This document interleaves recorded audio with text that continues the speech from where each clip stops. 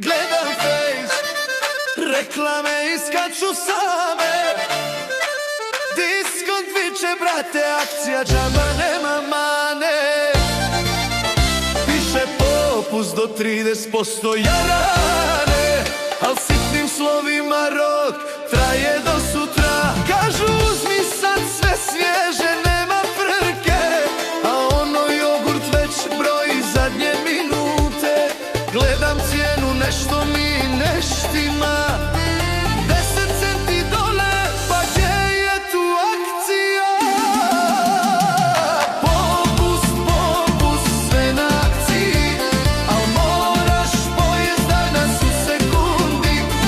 Sutra rok, već se klima, a cijena pala, ma skoro ništa nije.